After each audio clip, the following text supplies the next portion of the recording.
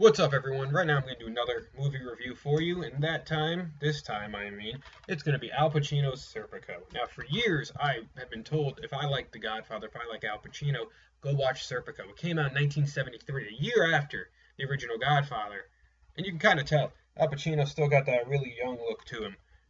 Now, let's get into it. This movie came out in 1973. It's an hour and 30 minutes long, and basically, unlike The Godfather, where Pacino plays Michael Corleone, who is a mobster, in Serpico, he plays an undercover cop. And in the beginning of the movie, that's really all it is. He's an undercover cop, he's busting the criminals. But then as he grows through the ranks, you basically learn of the corruption that's going on within his precinct, I want to say it is, about officers who are taking bribes to let people off, or they're denouncing charges by bribes. And pretty much all the detectives or the officers would throw it into a pot, split it amongst each other at the end. But Pacino, being the upstanding cop that he is, he won't take the money.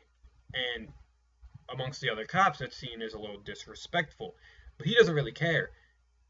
He wants to do his job. He wants to do it right. And he doesn't want to deal with all this bullshit that he keeps getting dragged into. Which, rightfully so. So he asks for a transfer. Next precinct's doing the same thing.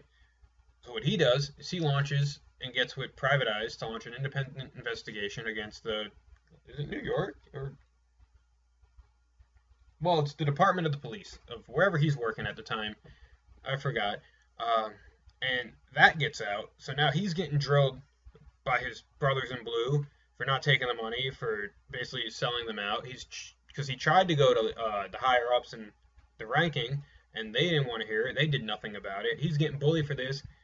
His wife ends up leaving him at some point, spoiler alert, because he's so stressed out at home. He's yelling at her, but it's really the job that you could tell is eating at him, because he doesn't know whether or not to do the right thing, what to do about this investigation,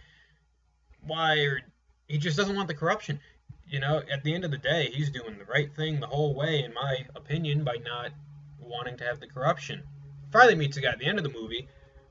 He's like a higher up in ranking, who wants to do the exact same thing he does. He has Serpico's back the whole movie. Not the whole movie, the whole last couple, whatever it is, after he meets him, to just kind of bring justice. I don't want to give away too much of the spoiler alerts,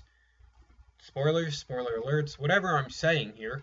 So, if you guys like cop dramas, if you like Al Pacino, if you like The Godfather, if you like 70s movies for that matter, because this gives a great vibe of that, go pick up Serpico. You could probably get it for $10 on Amazon.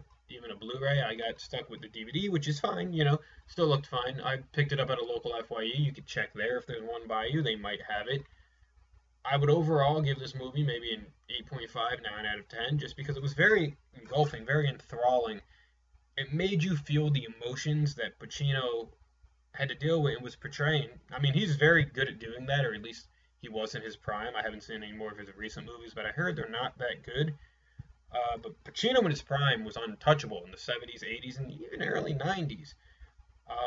So, like I said, go pick this movie up. You will not regret it.